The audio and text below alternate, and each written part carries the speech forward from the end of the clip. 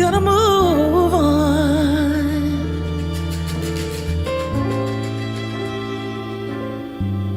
Closure.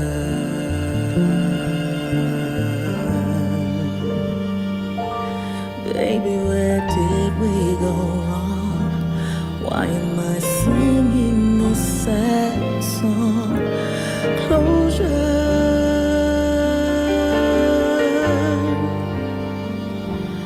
My stubborn heart won't let you go, won't let you, won't let you, won't let you go. I need closure.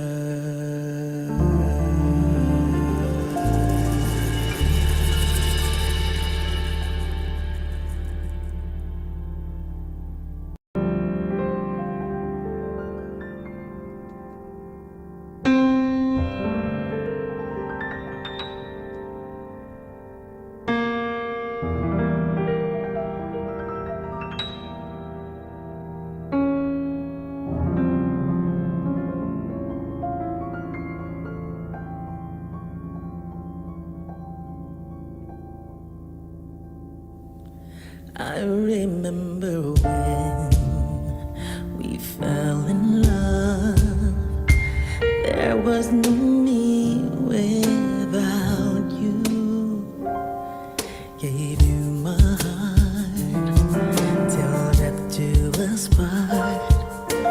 We made our vows to each other, but I can't love you with a broken heart. I've cried and I've tried to mask the pain with my smile. Baby, I'm so sorry. We gave it a try. Now let's say goodbye. I need closure. Baby, where did we go wrong?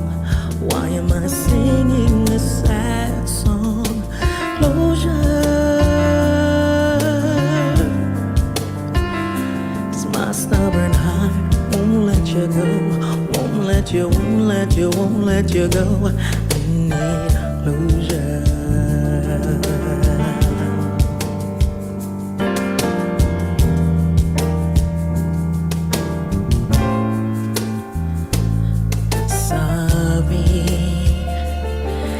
I stayed too long for everything I did wrong. Only thought that we would be together, living happily forever. What in the hell have we done? But I can't love you with a broken heart. I've cried and I've tried to mask the pain with my smile. You love me, you hate me, you can't live without me. We gave it a try. Now let's say goodbye. I need closure. Baby, where did we go wrong? Why am I singing this sad song? Closure. 'Cause my stubborn heart won't let you go, won't let you, won't let you, won't let you go. I need closure.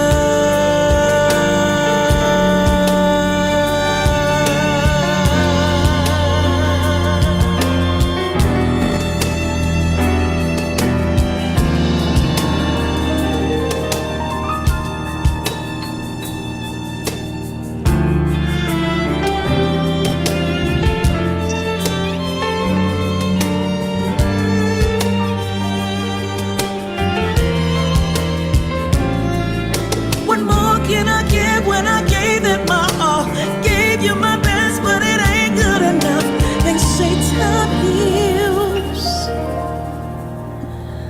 but we ain't getting better. I've gotta move on.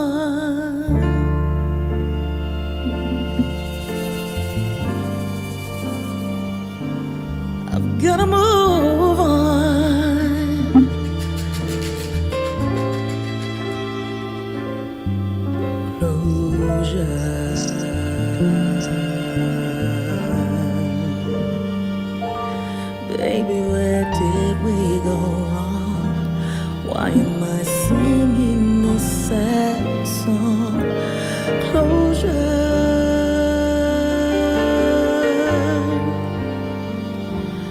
My stubborn heart won't let you go, won't let you, won't let you, won't let you go.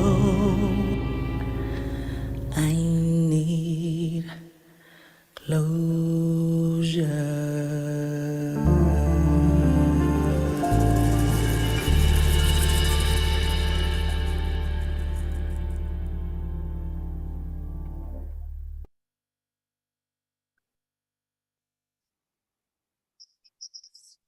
Should we launch now? Yes, you're all ready. Well, I think this is probably a good time that, before we start the introduction of the show, since the panelists, everybody's new, nobody really knows each other. So you can get a little acquainted. We have like 3 minutes before we actually start. So can you all come off? Come on, take your microphones. Good evening, everyone.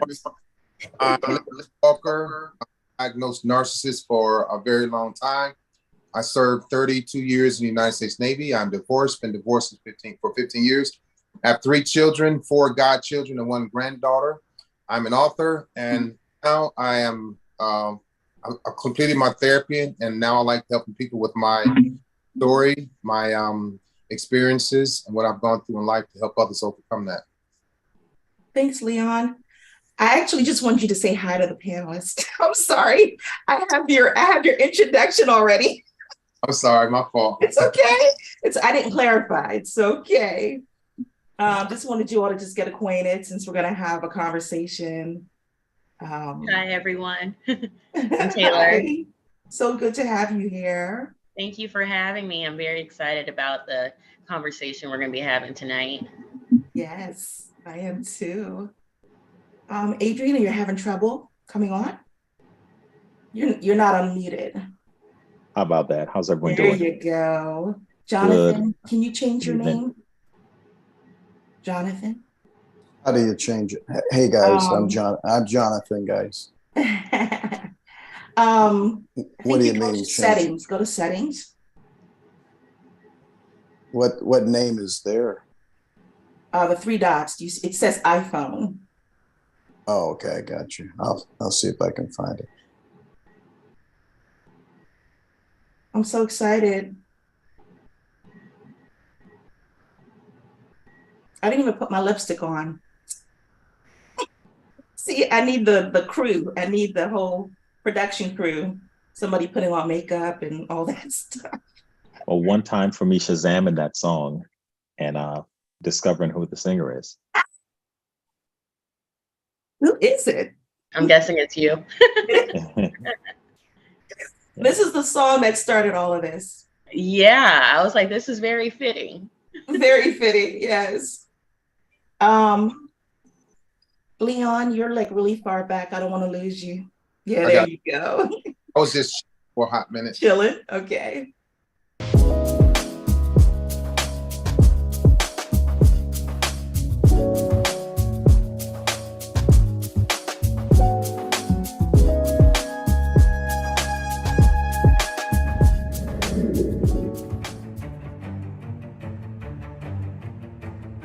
Hi, I'm CHAR. I am a loving, passionate, and creative human being, indigenous to the exotic island of Jamaica, West Indies.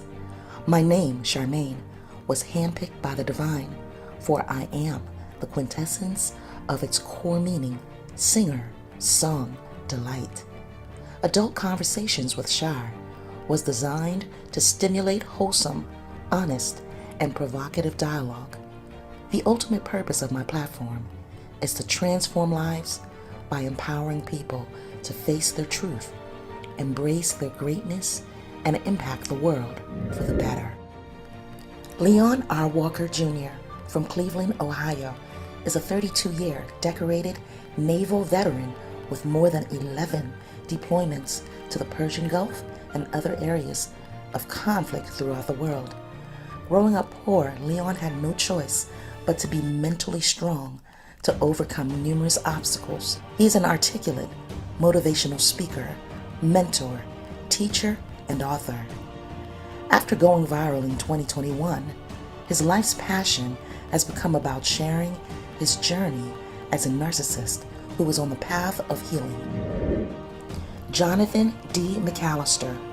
Born in Pittsburgh, Pennsylvania, he grew up in church and developed as an extraordinary trumpeter and was first chair in his high school band. A father of 2 adult daughters, he brings his years of relationship experience to the table and is willing to learn as well as share information which he hopes will empower others to experience success in their relationships. Taylor Melton received a bachelor in political science and African American studies and a master in clinical mental health counseling. She uses a personal-centered, multicultural, and integrative approach to counseling based in psychodynamic theory. She finds it important to provide clients with tools and strategies to help process and manage their mental health. Taylor currently works at Mind Health in Chicago, Illinois, and is taking new clients for virtual appointments right now.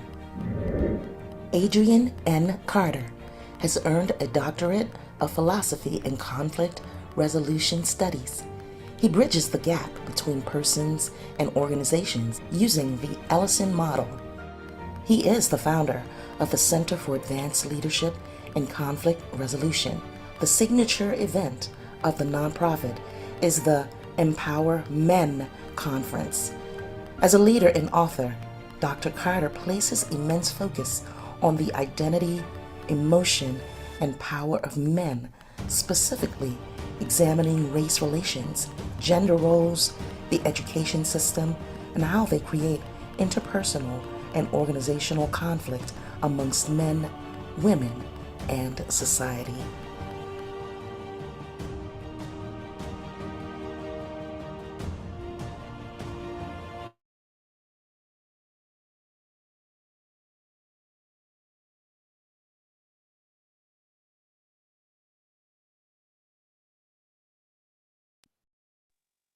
Can you hear me? Everybody can unmute. Welcome, everybody. So good to have you all here for such an important conversation. Would you all please unmute? We still need to get Jonathan's name changed. I'm not quite sure how to do that. Yes, I'm looking, but I looked at the 3 dots and everything, so. Is Crystal with you? No, she's Oh, actually there you are. heading It to, changed. It But- changed. I don't know how you did that, but it did it. but when I go back, it's gonna go, did it go back? No, you're good. Okay. All right. All right. So thank you all so much for being here. I am pretty passionate about this topic. Let's see, Leon has been on my show and Jonathan has been on. It's Taylor and Adrian's first time being here. So can we all just welcome them to the panel? Welcome. Thank you for having us. for being Thank here. you. Yes. And I think I have some people in the audience. Did Sandy leave? I don't know if she's here yet. But okay, so the topic is breaking trauma bonds. And we're going to dive in. I never intentionally choose to have an all African-American or Black panel, but it just seems to always go that way for some reason when it comes to certain topics. And I know for our people, there's a history of deep pain and relationship issues. It haunts us in our relationships. And I'm going to share a real story, a true story about my life personally. As you all can see, Jonathan's last name is McAllister because that is my ex-husband. And we were married for 23 years. Didn't know each other. I was born in Jamaica. He was born in America. And I was about, I think, maybe 15 years old when we moved to Pittsburgh, and that's where he's from. He was born in Pittsburgh. Went to a church for the first time, humongous church, okay? I didn't know anybody there. And I'm sitting in the back of the church. He's sitting with the band all the way up front. And out of all the hundreds of people in that church, he stood out to me. I don't know why. And never met him. We left. My family left before the service was over, and we didn't get a chance to talk to anybody. A year went by, and he was still in my mind. Okay, so we ended up going back to the church a year later, and became members. And he's a trumpeter. I'm a singer, so we were in the choir together. And then he gravitated to me, started talking to me, not knowing that I had been thinking about him for that whole year, like, who is that person? Who's that guy? Anyway, he grew up in this church, and there was like beautiful girls, and a lot of them really wanted to be in a relationship with him, but he didn't choose them. He chose me. Two strangers. Now that's why people can't tell me that spirit isn't real. You know what I mean? And now, after going through 23 years with him, I've been able to dissect a lot. So that's why I want to talk about trauma bonds. And I found a definition, and it says, trauma bonding occurs when a narcissist repeats a cycle of abuse with another person, which fuels a need for validation and love from the person being abused. Trauma bonding often happens in romantic relationships. However, it can also occur between colleagues, non-romantic family members, and friends. All right. Okay. So I don't know who wants to start with, just jump right in. Let's. Trauma bond. With me, Char, good evening, everyone. Good With evening. me, not to be rude or disrespectful, this is how I saw women. I saw women as toys and sex objects. The trauma bond for me, the easiest women for me to have a trauma bond with them being more in the trauma bond than I was, are the ones that are highly successful, highly functioning, come from a great family. Some were Christian, some were not, some were religious, very traditional families. Parents have been married for 35, 40 years. Those women, to me, wanted something different. I don't think that men that were like them would excite them, because they wanted an edgy guy, an adventurous guy, spontaneous, and that was all of that. And so I'm not saying they were easy women, they were just easier women for me to attract and maneuver and manipulate, because for many reasons. Another reason is that those women are used to being successful, working hard. Through high school, they go to the better schools, they get to Catholic schools, they have 4.0 GPAs, the counselors pay a lot of attention to them. And then they graduate high school and go to a great college, and they got internship or residency. And then it's like, oh, wow, I'm 35 years old, I don't have any children. And then here it goes, pops up narcissistic Leon, and I'm everything that they ever wanted or even thought of or dreamed of. Or I'm the guy that their mother and father warned them about. And so they're like, let me see if this is true. They will soon find out, but I came with all this excitement, positivity, motivation, but it wasn't real. But I could affect them in a way that they haven't been affected before. Sexually, it was nothing spiritually, because I had a demonic spirit, so we didn't connect there. And at that point, they had already been in church, been in the choir, been out of church, tired of church. And here I go. I pop up with all of this worldly knowledge, in shape, decent guy, but I was very dysfunctional, very broken. But I was fun, big personality, and very narcissistic, overt-wise. Overt narcissists are outgoing, very flirtatious, arrogant, self-centered, egotistical, very competitive, very self-centered, and will exploit women. And so I knew that they coming from their background, their street credit score was very low, so they couldn't do anything with me, but we had a lot of fun. So I was edgy. And so here they are like, oh, wow, let me try this guy out. Some of them, those women have been dating or married to a guy who was like them, and it just didn't fit or feel right with them after a while. It was just traditional like their parents. And so again, I pop up, this Navy guy, single, worldly guy, looking good, head full of hair, cologne, and all those things that women are attracted to. And then before you know it, she's in love and I'm not. I was in lust. And so the trauma bond was there for her. And so now she's used to working hard to fix Leon. Leon, you can do better. You have potential. I like this. I like this about you. I like that. but I wasn't fixable. I don't want to be fixed. And so she's going to work hard at trying to keep me, and I'm going to work hard at trying not to keep her. And it's just a chase. So it became a thrill for me to conquer her and then move on. And then for her, it became a thrill to her to try to fix me, but she couldn't do it. Wow. Thanks for sharing. That's deep. That's deep. Do you mind if I ask Leon a question? I want to know, Leon, for you, and hello to everyone. And again, thank you, Char, for having me on the program with you. Thanks for being here. For that level of transparency for you to share, as you did, what was the turning point where you were able to recognize that this was the person you were operating as, and what was the turning point that made you want to become a different person? So what happened, Doc? Good evening, by the way. Narcissistic people will never go to therapy on their own because I didn't think there was anything wrong with me, but I knew something was wrong. But I'm not going to volunteer to tell anybody, including a psychotherapist or a psychiatrist. I'm not going to just say, hey, I'm checking in because I got issues. Right.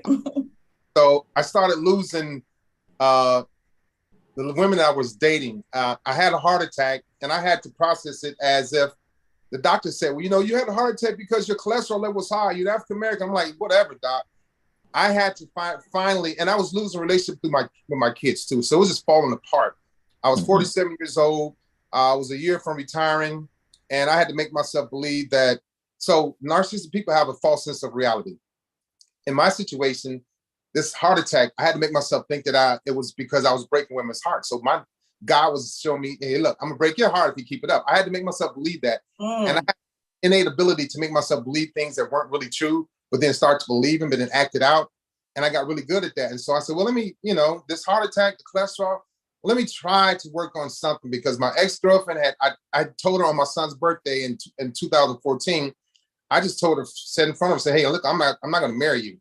And she didn't understand where it came from. I just did it and said and got it out the way because I wanted to get it off my chest so I could move on with life, because I wasn't going to marry her. I didn't want to prolong it anymore. And I was like, man, that was cruel, but it was like, I didn't feel anything, Doc. I didn't feel any emotions. I didn't feel sad. I didn't feel hurt. But I knew I had already had my diagnosis year prior to that, but I was still exercising, operating as a narcissistic man overtly. And so I just got, some people say narcissistic people don't know what they're doing. They know what they're doing because they're doing what they know. Some people say they'll never change. It's not true. They can change. You have to make exchanges. So my third therapist taught me, said, you can make some exchanges, Mr. Walker. First of all, stop dating. And I thought that was ludicrous. I wasn't ready to stop dating because I was like very promiscuous to every fiber of my soul and my spirit. And so she was the lady that I could relate to. She was the lady that I could connect with. And so it felt good to finally sit in front of somebody and listen and want to say, okay, let me try this. Instead of hanging with the men that were like me and let me try this woman, let me try a white lady, let me try an Asian lady, let me try a Latina. So I'm like, what can I do something else different? And I'm a year from retiring. My career's coming to an end. My kids are afraid of me. My girlfriend, I pushed her out of my life. I destroyed my marriage. And so I was like, there's nothing left for me to do but die. And I just wasn't ready to die. And I said, you know what? Let me try something else, because I'm not a biblical guy. I can't quote scriptures, but I can live by them. And I don't go to church, and I don't have a problem with church now. I had a problem with church years ago because I would go in and I would get an eye burning in my body. And I would walk out of church. I'm like, I don't care. I'm gone. Hey, man, I invited you to my church. I'm out of here, bro. I feel good. That was that conviction hitting your soul. The question, I sat down with my third therapist, and one therapist I was attracted to because she was top heavy, and she was like, look, you need to get out of my office because I see you looking at my breasts. I'm like, yeah, I'm out. I was very arrogant and cocky. The next lady, she was a psychotherapist. I went back to her, but she wasn't attracted to me. So I had this deep lust for women. It was always women, and being and trying to be and having to be extremely successful and over the top and overbearing. That was always like a trait of mine. So the next lady was a psychiatrist, and I wind up sitting in her office for 50 minutes, and she wasn't attractive. I wasn't listening to her. She was skinny. She had wiry hair and bad skin. I was out of there too. So I wind up going back, and the lady that I finally sat in front of, there was no attraction there either. She was like 4'11", about 100 pounds, but she was tough. And the first thing she said to me, Doc, when I walked in the office, she said, hey, I'm not going to hurt you. And it just changed. I started feeling things right there because I was always guarded around women because I knew in my mind they're going to be on to me. So I need to hurt them before they hurt me so I can leave unscathed. I'd rather hurt them and get away from it because I couldn't take the pain if somebody hurt me. I felt like if my mother would leave me, which she did 3 times, another woman would leave me anyway. And when my mother left me, I lost my mind and I took this path of narcissism and didn't even know it. Wow. Wow. Wow. Thanks, Man. That's Yeah. very, very open and transparent. That's amazing. Thanks. You're welcome. Taylor, you had something to say? Yes. Going back to what Leon was originally saying, how do you pick out these women? It sounds like they're very particular women that you go for or you went for in the past. And I guess, were you aware that that was like your type and why you went after them? Or was that like kind of pointed out to you in therapy? So what happened was I had this ability to see 1 or 2 things in a woman that would intensely turn me on. It was either her lips, her butt, her breasts, maybe her eyes or something, her laugh or personality. And there wasn't any type of specific woman. It could have been so I had friends that laughed at me with some of the women I were dating, like, man, she ugly as hell. What the hell you doing with her, man? You know, but it was something that I would connect to with her and it would turn me on so fiercely that I just couldn't turn it off. And so I had to have her, not to keep her, but I had to see if what I liked about her, if it was real. And so when it became real to me, I became very lustful with her. And then it would turn me on to conquer her. It would turn me on to make her cry and then want to have sex or make her cry and then want her to want me after I made her cry. So there were a lot of mental things. And it all stems from my childhood when I started watching porn at 7 years old and lost my virginity at 8. And so I was fearful of women as a child, but then I said, I had to change this because it kept going on and on. I was fearful, I was shy, and when I changed it, I overdid it. So I started studying women in porn to hurt women outside of porn, to master their bodies, to know their mind, to know their bodies better than they did because I had to be in control of them sexually and mentally. Because again, the fear of a woman walking away from me tore me up because it would always make me think about my mom discarding me. So I became a serial dater, a serial cheater, and a serial discarder. But to answer your question, it didn't matter how she looked, what she wore, her height or anything. If I found 1 or 2 things attractive about her, I had to see if it was real. And in most cases, it was real because she connected with my lust. Yeah, I get what you're saying. I think more so it sounded like you were attracted to like empaths, you know, a woman that you knew that was going to try to fix you. And I'm like, how did you know that from just looking at a woman? You know what I mean? Not the attraction part, because I get that part, like that's separate. But how did you know, hey, this woman's going to feed my ego, this woman is going to stick around and try to fix me, and I'm not fixable, I don't want that time? And it sounded like you said, you know, you went for the women that are highly educated, came from good families, like, you know, did well in school. And I'm just like, is he talking about like me? You know what I mean? Like, is this like because coming for women like me? So that's why I'm like, how do y'all know? Right. Because those women are going to find me not only attractive, but they're going to be very inquisitive because it's like, And once you start going, and we start talking and you're like, oh, wow, you're in the military, you've been here, you've been there. So I could brag about that grandiose mindset. And now we have conversation. We have the chemistry starting to build. I'm watching body language. You give me a number, I give you my number. You're calling me, you text me, go out to breakfast on Sunday. Well, you know what? I'm in your bedroom. So for me, it never took long. And those women are tired of going to work, of being somebody that their parents want them to be. Maybe she didn't want to be an OBGYN. Maybe she didn't want to be a dentist. And then all of a sudden now she's broken with a guy that was just like her. And she's like, he was kind of boring. And here pops up Leon. Sounds like some like Drake song or something. Like you're like, you did everything right, girl. Like, come with me to the bad side. But I'm like, no, I'd be like, I can't be around my daddy. He'd have a heart attack. Right. So someone asked, go ahead. No, go ahead, Char. You go ahead. Let's see. Carol, Tobias, this is from you too? Yes. Okay. Can you go ahead and read that? The letters are a little small for me. 18 graphics. Carol said, yes, I learned. They even do it with their kids. My narcissist had a heart attack. Also, he got better and continued with other women. So stop. He didn't slow down. But you know, I think I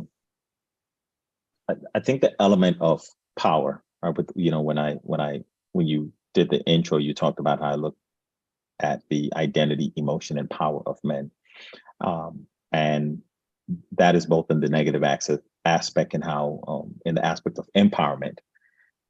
When you look at the power dynamics that Leon is talking about, it's a lot of what I hear is, how can I have control over my life and someone else's life because of the loss of control in my life, right? There are factors that he can control, and I'm so amazed that you're so transparent about this, because one of the things I talk about is taking radical accountability, and that's what you're doing. Not just accountability, radical accountability.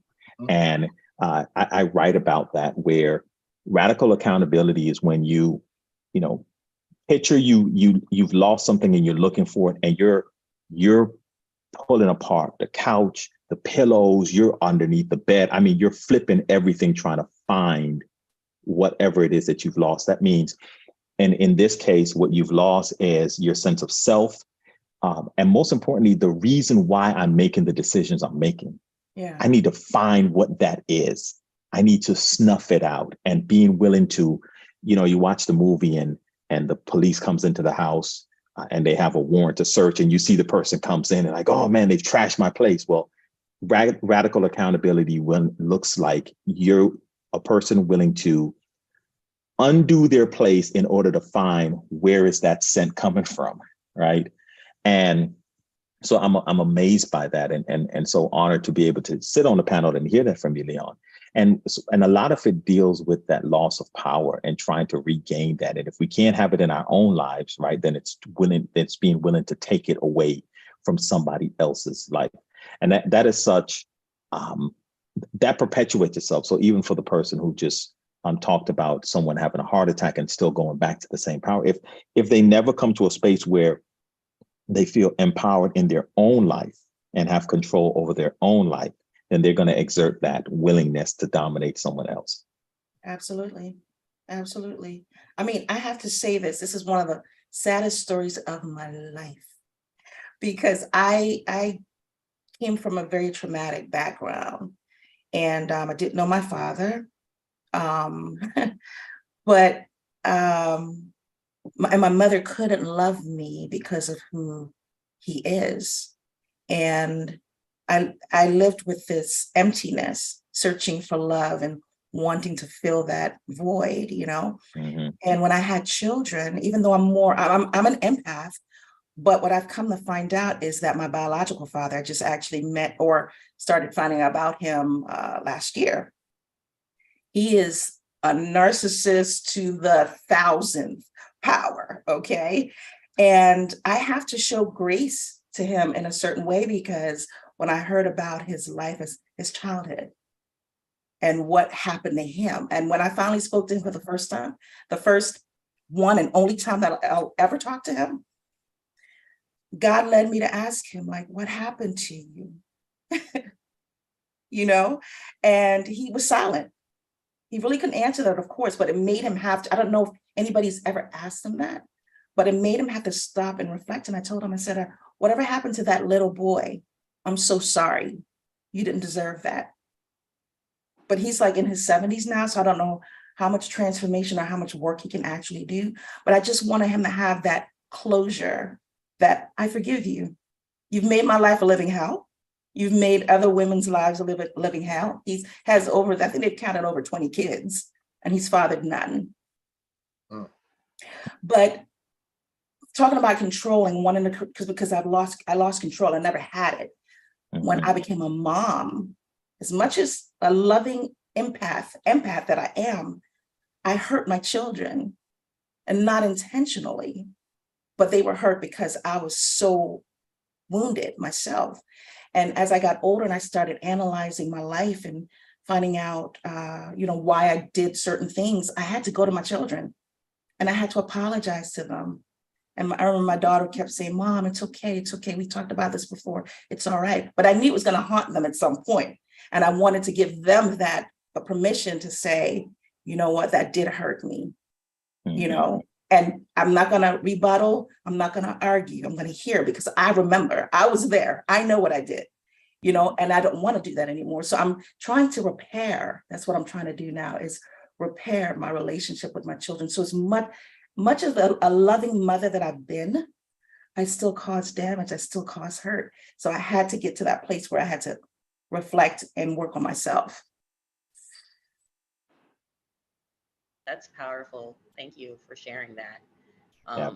But I connect with that a lot, because my biological father is as well as a narcissist.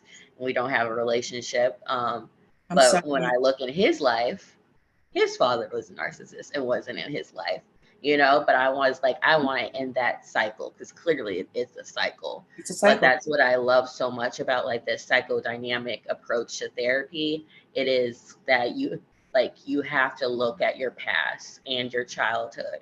I mean, like, trauma happened to all of us, I mean, all of us, no one had a perfect life, right. But it's all of our responsibility to work on ourselves, because at the end of the day, hurt people. Like, that's such a real statement. If you don't take advantage of your own healing, you're going to do a lot of damage to other people in the process. That's right. And I think that's why it's so hard for me to work with kids, because you can see that transformation happening of like, ooh, if they don't get a hold of this, this is going to be real nasty in their adulthood. So yeah, it's very, very powerful. Exactly, because it ultimately becomes a choice. It becomes a choice. But what did you say? That part. Yeah. Ultimately, at some point, I feel like you have an opportunity to make a decision. But anyway, I don't want to keep rambling. No, you're not rambling. Great segue because to connect with what you're saying, and Taylor as well, is the same way that hurt people can hurt people. I talk about how healed people can heal people. Come on. Right. Mm-hmm. So what you said, when you're able to go back to your children and have that conversation, that's your healed self, right, doing the job to repair. So that's very, very important as well. I've been I've had my own bout of these types of challenges, but I've been on the receiving end. Now, I believe the other party would say differently, but I'm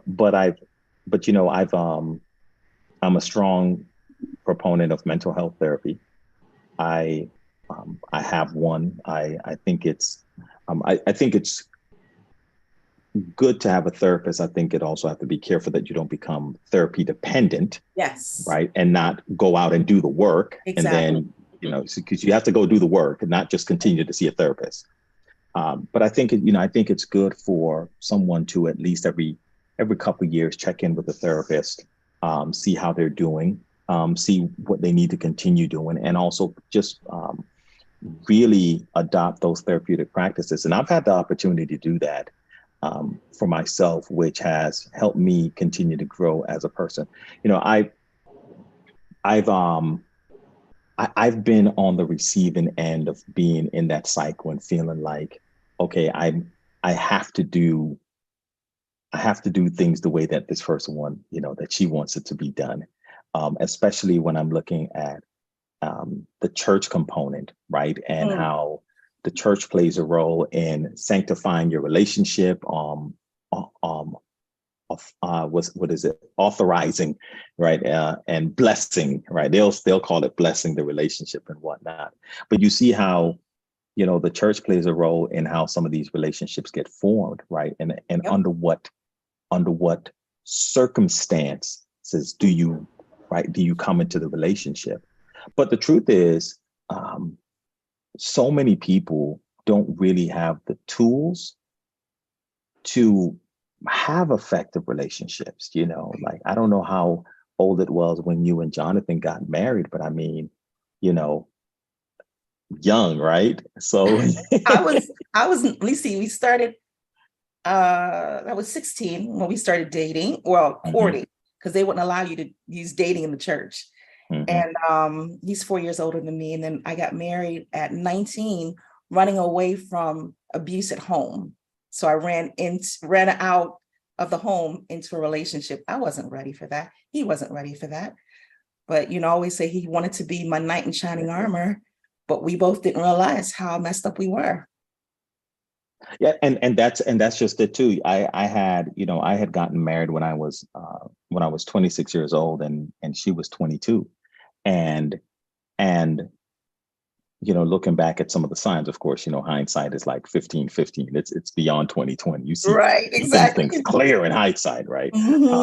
But you know, part of it was, you know, I remember knowing what her circumstance was at home, and having the wherewithal to ask the question, like, are you sure you want to do this because you want to do this, or because you're trying to get away from something, right?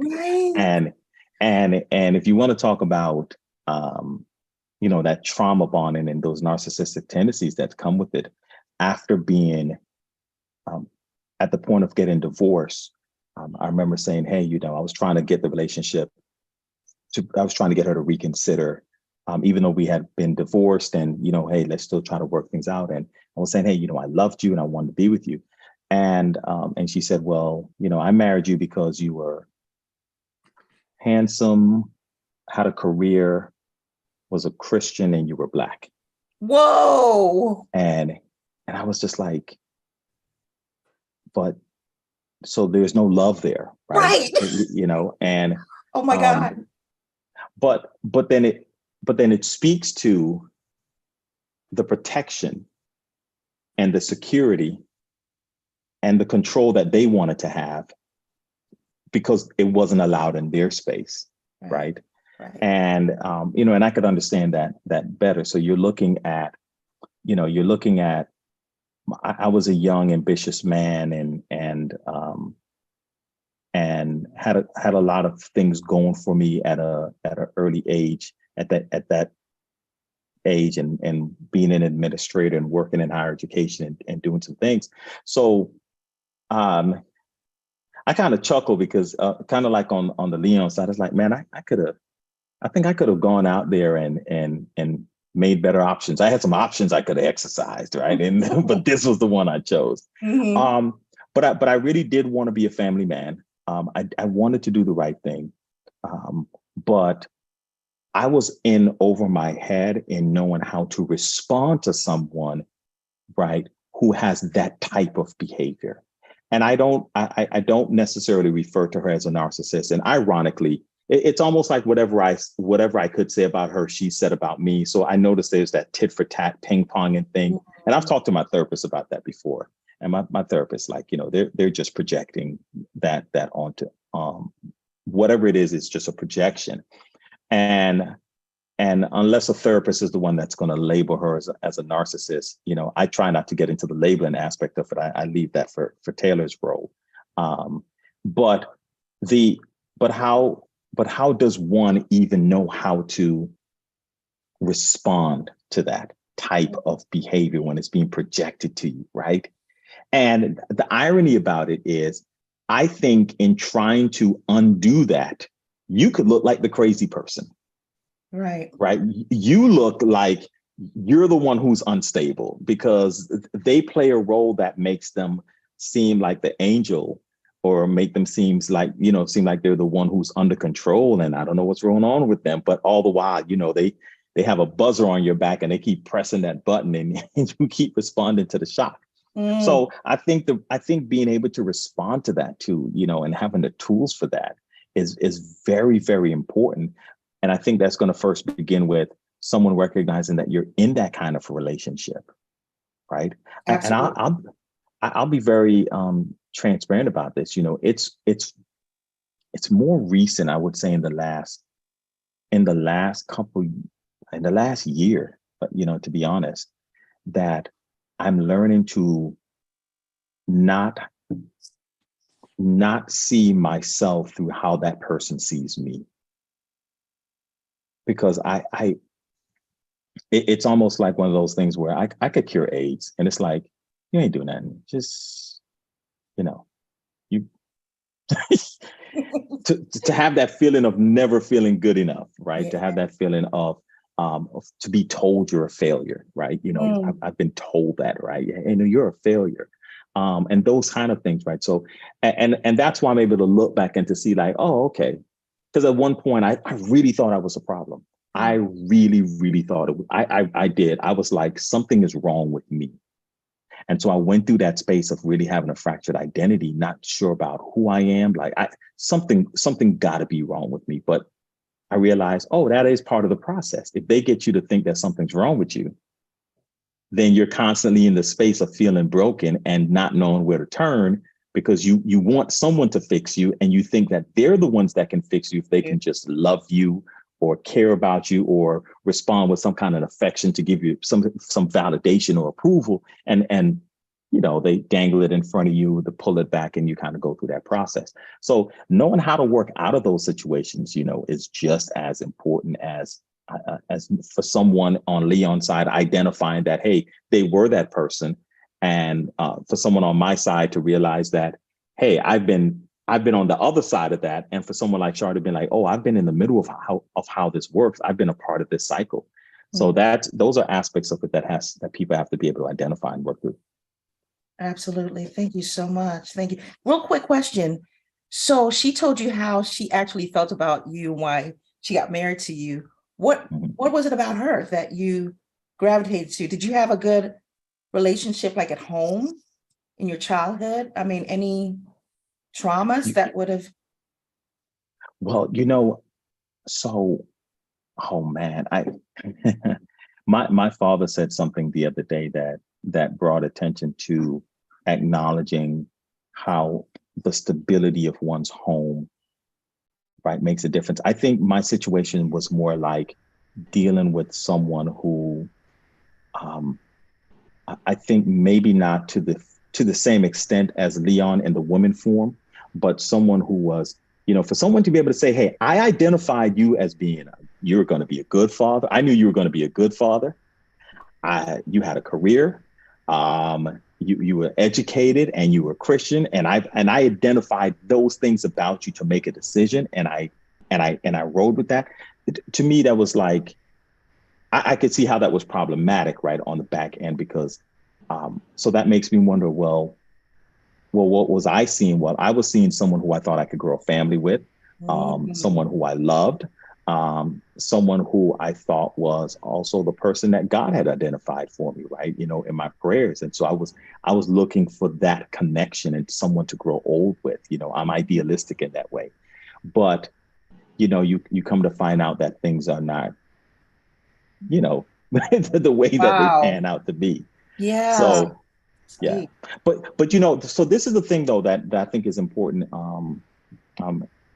in as we're sharing our parts of our story is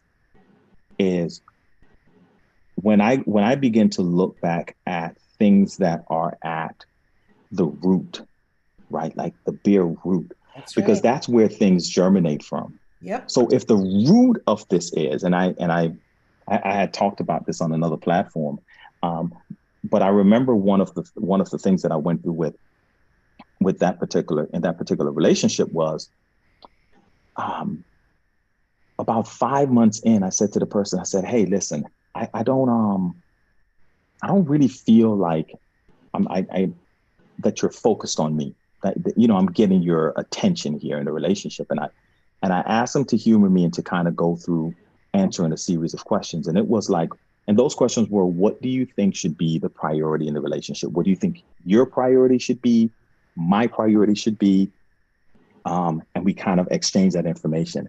And in that, it was concluded from her that my priority should be her first. Under God, she should be my first priority. Oh, okay. Yeah. Mm-hmm. Then career or, life, whatever the other things were. Okay. And then when I asked her, well, what should your priority be? she said her priority should be her education, her career, education, skincare. I You kid you weren't not. in there.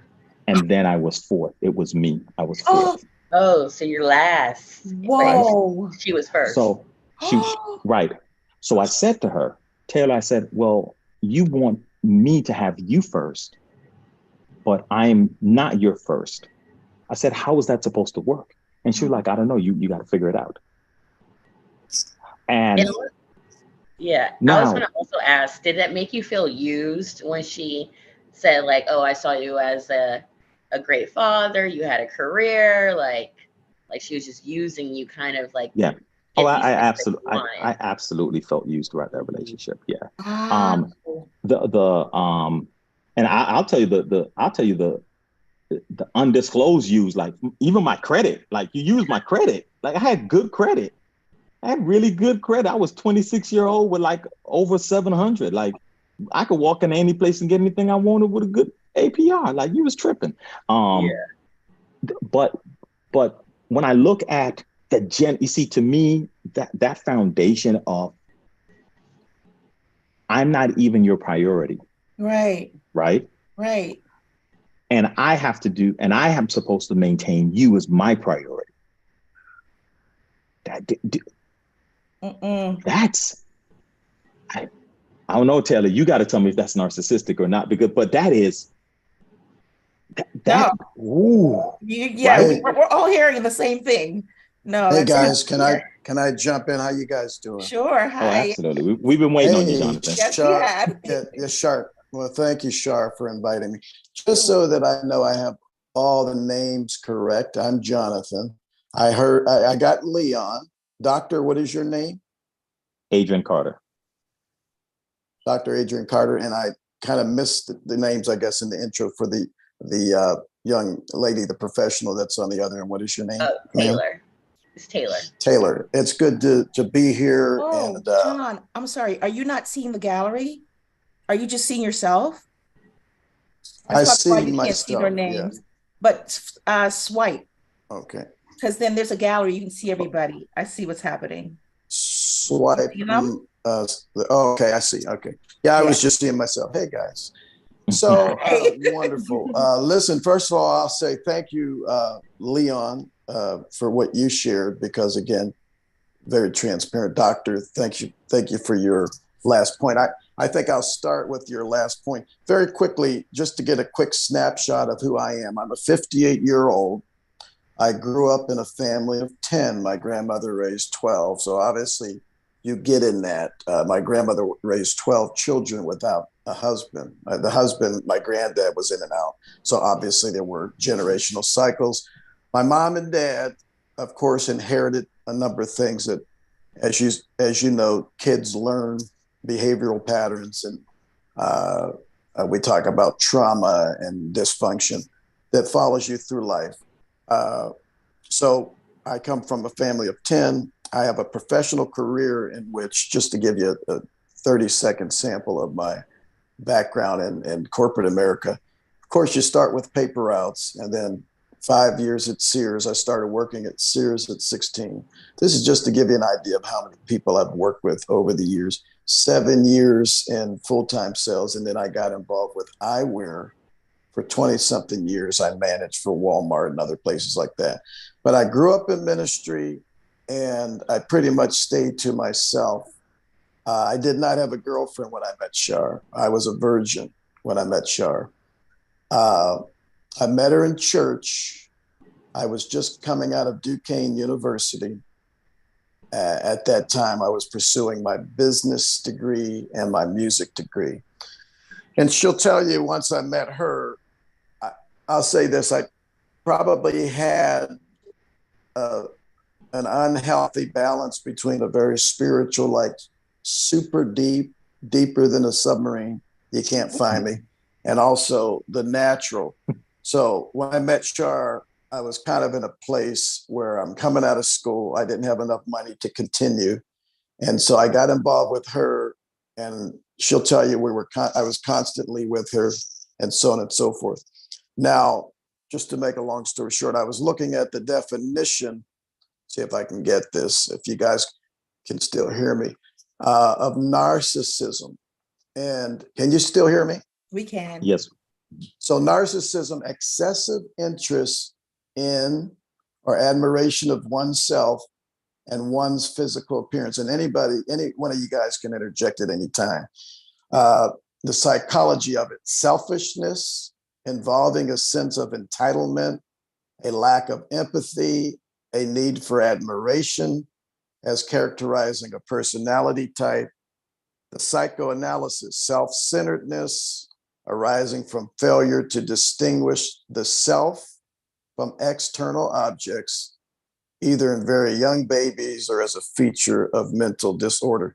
Now, it's kind of after 58 years of looking back at my relationship with CHAR, back to what the doctor was saying, I can now understand and recognize that we were both commonly, as is very common, not completely aware of who we were. That's right. So I couldn't really understand everything she was going through. There's something that I talk about and teach on that'll come out in some of my teaching in the future, where you got the red suitcase that CHAR's holding, you got the yellow one that I'm holding. We haven't even gone through those suitcases adequately. We get married, now you got an orange. Near one of y'all better take that and trademark it. It's mine anyway. But we haven't gone through the red, the yellow, and now we're married and trying to figure out the orange. So what I've been able to understand as I look back is that CHAR is as good a woman as any man would ever want, as I am as good a man as any woman would ever want. But the things that we were going through, she's just discovering some things about her life in her, 40s, 50s. When I met her, Yeah. and I did have an intact family, but there was still dysfunctional things that were going on there. I'm just starting to be able to look back and not take CHAR personally. But what I'm basically coming to, and then I'll let you guys interject, is as I look over our relationship as it relates to what happened, I can kind of look back and say, okay, we got married in a legalistic environment. I'll give you a quick example of that. We weren't women weren't allowed to wear pants in the Pentecostal assemblies of the world or in the apostolic movement. So that kind of gives you a look at where my mind was. So when CHAR started to wear pants, because she came from a apostolic environment as well, known as the United Pentecostal Church, it kind of, something as simple as that threw us for a loop. What are you wearing pants for? As a matter of fact, there was a girl at one of the churches, does CHAR wear pants? Jeans? My girls used to talk about that. But to make a long story short, what I'm realizing is we were both ignorant, but what we went through was actually quite common. It wasn't something that was extreme. It was quite common because of the ignorance factor. Now, keep this in mind. Unlike what Leon was very transparent and out front to share, CHAR is the only woman, I'm 58 years old. She's the only woman that I had ever been with. I was a virgin. She hasn't been in my life for 12 years, 13 years. 13. I've never had intercourse with another woman but CHAR. But here's what I've come to kind of conclude as it relates to our relationship, kind of what I just said. Ignorance of who you are makes it very difficult for you to effectively work with another person. So instead of blaming and shaming and pointing fingers, at 58 and more mature and able to look back, I could realize, okay, I understand. It's not so much CHAR. Now, one of the turning points, I think, in our relationship is, of course, women and men tend to be on a different page anyway, as it relates to a lot of things, especially sexuality, especially what a woman or a man needs in terms of a man needing respect. And women, they say the way to a woman's vagina is through her emotions. A way to a man's penis, a way to a man's emotions is through his sex zone. I guess we're allowed to say vagina and penis. And it's adults. It's part of the body. It's okay. But CHAR will tell you, when I met her, I wasn't focused on sex. Call it a super spiritual aura of feeling like the guilt factor of, you're going to hell if you go down that route. But my point was, I took her to a romantic birthday. I did all these types of things. And now that I look back, I realize that me personally, I think one time, one of the major turning points in our marriage that CHAR is not to blame for, because she had a different mindset. I wanted to be intimate with her because she was the only woman I waited for and the only woman I had. But without being able to communicate to me, which she had a right to say, well, I don't feel like being sexually intimate at this moment. I took it hard because like, whoa, I waited all this time for a woman that is not trying to give anything up at this moment.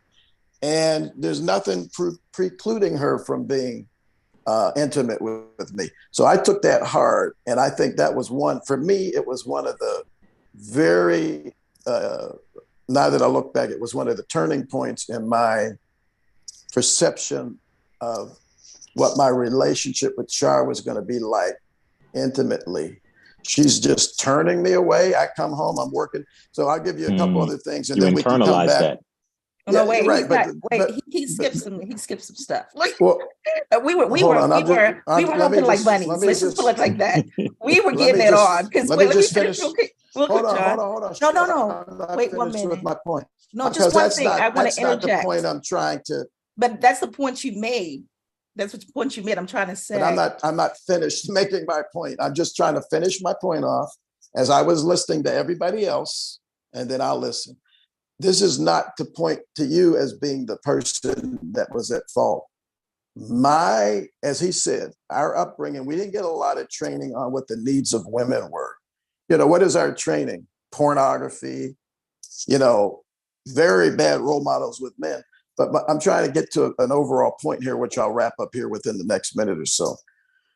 I can look at that as a turning point, but I'm not blaming CHAR for that. I'm blaming the fact that, as the doctor said, we were on kind of different pages in our experience realm and our educational realm and our knowledge realm about what the differences between men and women are. CHAR taught me the most of any woman, obviously, because she's the only woman I've been with. Now, with that situation, with CHAR turning me away, that definitely pushed me more into porn. I visited, later down into even though that was kind of our acclimation as young men into what sex is, but it just pushed me away because I think that was one of the turning points there in the relationship. As far as going sometimes into the strip clubs and things later in the marriage, I think I made the point with CHAR that sex was not the driving force because we didn't even have sex or become intimate for a long time in our relationship because of my spiritual background. And I'll wrap it up with this mindset. I looked at what I did in my relationship with CHAR. I poured a lot. Like he said, I had a great credit rating when she met me. I bought my first 4-track recorder and I poured into her. I poured into her music career. I poured into my family. When she left our marriage, I had been working 2 years without a day off so that they could have a nice place in Kenosha and so on and so forth. But let me say this, it's not CHAR's fault that we pulled apart because our communication, my family, there's a number of other factors that work into this. But in terms of narcissism, my biggest fault that I can look back now on, I had great credit. I started recording music at about 18 years old. I bought my first 4-track recorder. I'm a music producer besides a business professional. I'm 58 years old right now. I started recording music, very good music. T.D. Jakes came into my home. My dad invited him in and said, "Whose music is this?" It was my sister and I. He said, "Would you guys take that music and make copies so I can listen to it in my car?" We never did because it wasn't copyrighted. Here's the final point.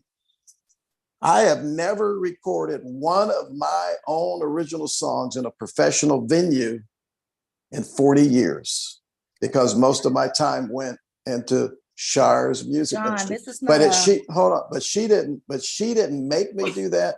As far as narcissism, my biggest fault has been I've given them way too much of my time and energy, not just to CHAR, but to my dad, to my mom, to everybody else. Hey, I listened to all you guys go 3 or 4 or 5 times. I'm done. I'm done with that. No, I just want and that was not, and everything I said there was not something focused on CHAR. I'm very big on context.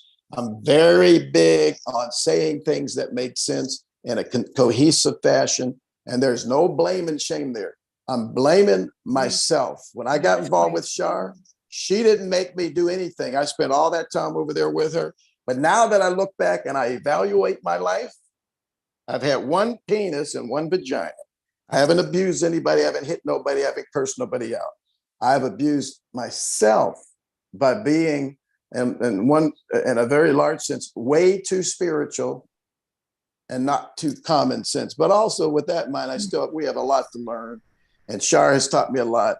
She has no blame for how I've chosen to give myself away in an unbalanced fashion. So now at 58, instead of being able to say that my greatest love, which is creating music, Daniel Winans, I'm one of his music directors, and all this other stuff. We're talking about, I'm sorry, I don't mean to cut you off, but we do have some Q&As because you're going, well, I just want to stick to the topic. I'm not trying to blame anybody about anything.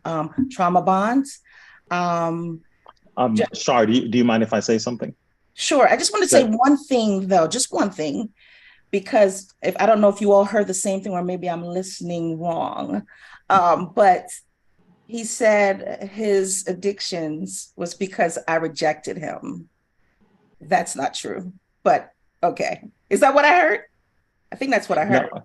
Well, I think there's, I think part of what the intent of what I heard, because he did share a lot. And I could appreciate what was shared, especially man to man, for him to be introspective in the way that he was. What I heard him say, which I thought was very interesting, is that whatever the process was in moving to the sexual part of the relationship, that at seeing apprehension at a particular point, what it does is it creates I know that there's a possibility that there might be pushback. And once a person internalizes that, and that's what I heard him say, is that he internalized that idea. And when someone internalizes the idea, it doesn't mean that the other person is actually doing it. And that's what's critical to understand, is that once a person has an experience, it's kind of like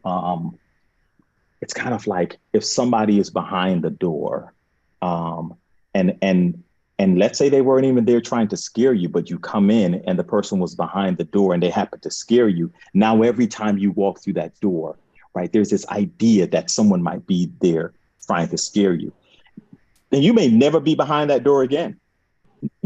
You literally can be 20 years and never be behind the door again. But because the person has internalized that, they then begin to create safeguards for themselves as to how they walk into the house. Now, all of a sudden, they walk into the house and they swing the door open really hard. And you'd be like, why are you swinging the door so hard? They'd be like, in case somebody's behind it. And you're like, ain't nobody's ever behind the door. Why you got to swing it that hard? They come in the door and, or they may sneak into the door. They do it very gently and they come in and you'd be like, why are you sneaking in? You'd be like, I don't know, in case somebody jump out from behind the door. I'm prepped for it. And you'd be like, why is that your thought? And the person is able to bring that back to one instance of something, but they've internalized it and they begin to make decisions about it. And I understand that very well. But I think the second thing that I heard that I thought was very important in what he said that I wanted to highlight is in the role of a man, and I'll speak from that perspective, when we look at those things where we talk about masculinity and manhood and what a man should be doing. Mm-hmm. I think what happens to men sometimes is they get lost in that narrative that has been sketched for them as to what a man is supposed to do. And it's much later, like what Jonathan is saying, that a person can come to realize like, oh, you know what? I had more control, or I could have demonstrated more control over my life than what I did and made some decisions differently. And it's not that the person, that the other parties was telling me to make those decisions. And I know exactly what that feels like. Even in going through my situation, I realized that, you know what? I'm the one who still had control over how long I stayed in the relationship, how much I decided to give to the relationship. So there's a lot to unpack there. But I just wanted to highlight those 2 points because I thought those were two salient points from Jonathan's recap of some of the things that he's gone through. Right. And so this should be a different topic and a different show because it's very significant. We're still talking about trauma bonds, but the thing that I wanted to say was the way he just portrayed me was shutting him out sexually. That wasn't what happened. He called me ugly, and I told him that. He knows that. He called me ugly. I was a virgin myself. I hadn't slept with anybody. And he was my first experience, and sex became very painful. So when I said no, not that I didn't want to because I enjoyed it, but it wasn't enough for him. So he wasn't sensitive to that. Interjection. I called her ugly after she rejected me. And again, I'm not blaming her. That's what I said. That's what I said. But anyway, we can pick this up another time. We have some questions. Tobias, go ahead. Okay. So I'm going to read some of the questions that have been off of YouTube. A-Team Graphics Carol says, can a narcissist be reformed, or is it like you just in remission? What does Leon feel? Can he stop therapy ever? You're muted, Leon. All right. Can you hear me? Yes, now we can. This is going to be funny to you all, right? I'm going to answer a question. So when I started therapy, I started at 22. I went for a few months, got my diagnosis, and I left the Navy. Boom. I was scared because I thought I was going crazy. I'm like, what the hell is a narcissist? And before I joined the Navy, my friends had made fun of my mother, saying, your mother's crazy. My dad called my mother crazy. So I'm like, I'm crazy. Now, my sister's a social worker, not practicing. She graduated and she got a degree, but about 2 years ago, she said, you know what? I think mommy was a narcissist, and I was like, yeah, apple don't fall far from the tree, right? So, yeah. And so my mother's a great mother, but my mother had an innate ability to have this false sense of reality, to not care, to shut down, to go silent, to discard. And I have all of those traits.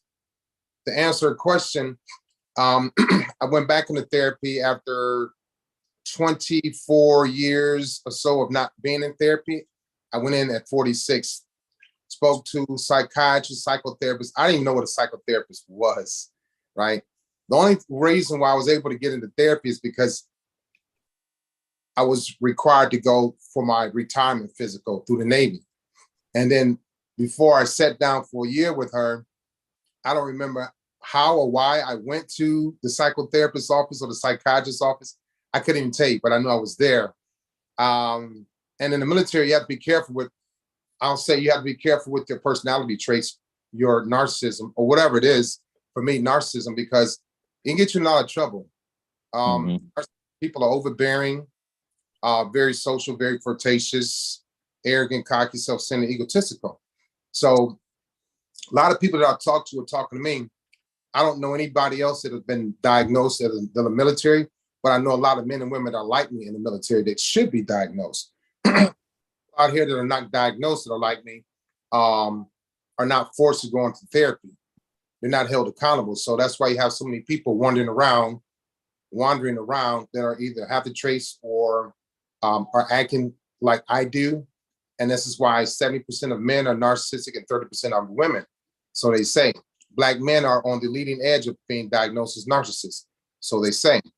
I had a bad habit of running away from responsibility and accountability, including in therapy. And like Doctor mentioned a while ago, in therapy, you get a lot of homework.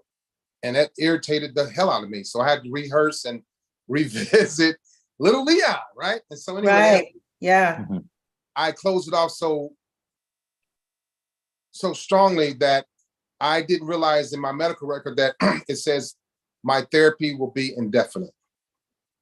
it wasn't like I left my therapist's office and was like, all right, see you later. I'll see you next week, you know. But I would go in there smelling like smoke and coffee and chewing on straw. I was very rude after what I had to get used to because I was still fighting that.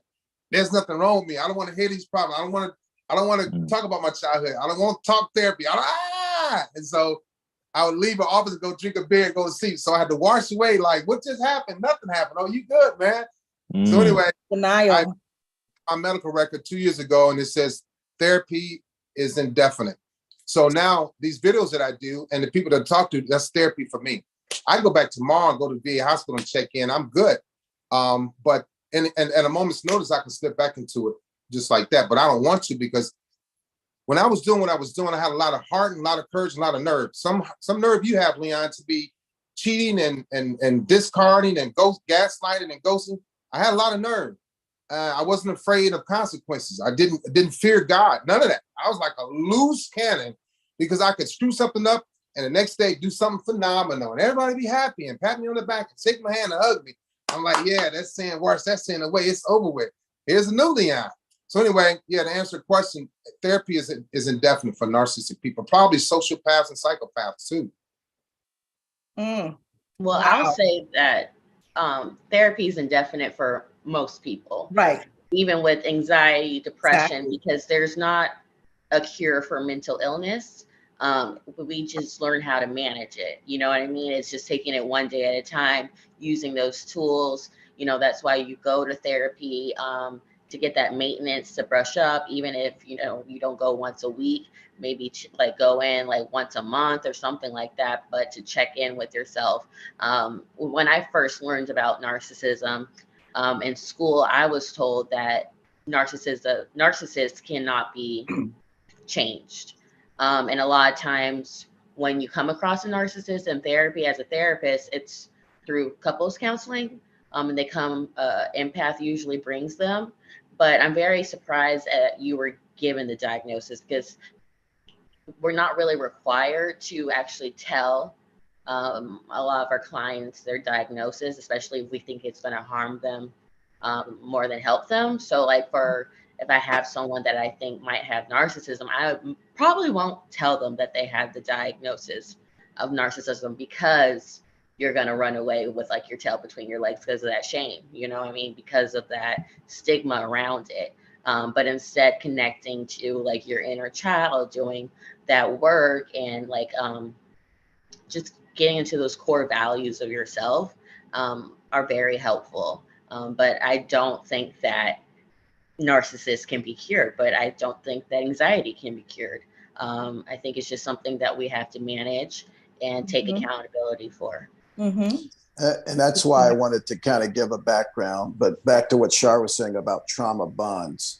I do believe that we both came into a relationship, very common throughout the entire United States and throughout the world, and perhaps more prevalent in our African-American families, where generational slavery, 70% single. Like I said, my grandmother raised 12 children. There was sexual abuse. There was all types of things going on there without having guidance from a father and a mother working together. So I certainly am not blaming CHAR for any of the dysfunction that happened in our marriage. But what I'm saying in terms of this subject matter, I'm honored to be here. I look at things, I try to figure things out. And as I said, I've been able to step back and look. Narcissism basically involves individuals that are all about themselves, whether they know it or not. Okay. When I look at my life as it relates to how I lived it before CHAR, and she was there. So when she met me, she knows what I was like. And now I believe that obviously we can always learn passive aggressiveness, narcissism, and so on and so forth. But when I look at my life, and I'm still listening and we're still learning, I'm sure I have some narcissistic traits somewhere along the way. But as far as a predominant overriding, energy, reality in my life, listen, I do a lot of self-sacrificing, and I'm not going. I don't believe I've lived in a narcissistic mindset. I believe my works and what I've done in my marriage, as Char has. She served me well. I served her well. She served the girls well, our two girls. I served them well. Did I drop the ball? Yes, because when you look at the fact that I was in ministry with my parents for a while married, I can see how that negatively affected Char and I. So I certainly know that I dropped the ball on her and not being more sensitive, and also, of course, not knowing everything she was going through. But for the things that I did know, I believe I could have been more connected, more sensitive, but because I was more drawn into an upbringing of a religious lifestyle that overwhelmed our family and our personal things that we should have been focusing on. There wasn't a balance. So there's no blame. I'm not shaming. At 58, I don't have time to be blaming and shaming. My days are running out. But as far as the trauma bonds, I certainly believe that we went through issues in our marriage that are certainly related to what we went through and what we learned in our upbringing. But don't think that you heard me say one time that I'm blaming Char for anything that went on in our marriage. I don't know. No one's saying that. I think we're just trying to talk about the trauma bonding and the other, relationships in general, not yours specifically. No, I get that. Right. I'm just making that clear. And that was no one's blaming you. No one's calling you a narcissist. I don't know you. No, I get that. And I'm sure I have some narcissistic ways, but I'm talking about the overwhelm, like what Leon shared was vividly and I very much appreciate the fact that he comprehensively laid out that he knows that he was operating under a narcissistic kind of a preemptive strike on women and so on and so forth for the purpose of whatever he was getting from that. And that's to be understood, and his story is to be respected, and we can learn from it. So no, I'm happy to be in these environments, because for many years, Char and I'd be going back and forth with her, trying to get her to see my point of view. But now that I can step back, I can say, you know what? Both of us were ignorant. And so there's no need to try to make her feel like she's wrong. I do think that sometimes she doesn't see my world. I'm so sorry. I hate to cut you off, but this is not about you and I. This was just about using it's trauma bonds, right? The trauma bonds, the thing that brought us together, not necessarily talking about every detail in the relationship. I got you. Those are symptomatic. Just to make a point, because to get to the solution, people have to understand the beginning to the end. So in terms of those bonds that took us through the problems that caused problems in our relationships, now we can both look back, as I believe the doctor was saying, and try to get some sort of understanding as to why, so that we can help people not repeat those cycles. That's the point. Exactly. That's why we're may I ask Taylor a question? Yes. Yeah. I'm a conflict resolution practitioner, and in our program, we work alongside mental health therapists, but we're not mental health therapists. And what I want to ask is, in the topic of trauma bonding and narcissists, can you kind of define that out a little bit broader? Yeah. Because I think what sometimes happen is, especially when we use the term narcissism, right? There is an element of individualism in everyone.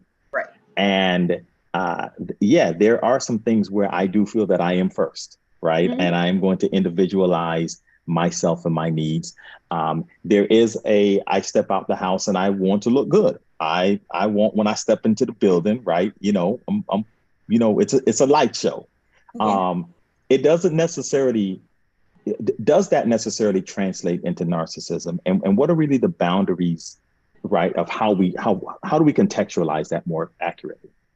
Right. Yeah. So people like to throw around the word narcissist. It's a big trigger word in the past 3 years, I'll say. Mm-hmm. And a lot of people aren't actually narcissists. And a narcissist means technically having narcissistic personality disorder. And you have to meet a number of criteria in order to have that. And a lot of people don't actually meet all of it. And then there's also different types of narcissism. there's a type of narcissism that Leon speaks on that is like the overt narcissism of like, oh, I'm so great, love me, like, you know, that highly promiscuous. But then there's also that narcissism of poor me, everything is about me, woe is me, feel bad for me. And a lot of people kind of don't see that. Vulnerable. And there's Which one also is a lot that of one? manipulation. What do you call that one? What Vulnerable. would I call that one? Oh, vulnerable. Okay. Oh, I don't know exactly the term, but I know that there's different forms of like the narcissism, Okay. and how it can show up in behaviors. Because if someone's always like, oh, poor me, like feel bad for me, it's always That's like about martyrdom. I'm them. a martyr. I'm a martyr. Yeah, if you're always the victim, then nothing's your fault. Right. Right. You know, so Right. and a lot of people have that. But then also when we think about narcissism, and especially in America, to be on the Forbes, you know, 100, you kind of have to be a narcissist. To be president, you kind of have to be narcissist. To think that you can, you know, empower all the people in that country, that's thinking very highly of yourself, you know. But we don't really judge that part of the narcissism in our culture. Is that confidence or is narcissism? I think there can be a thin line.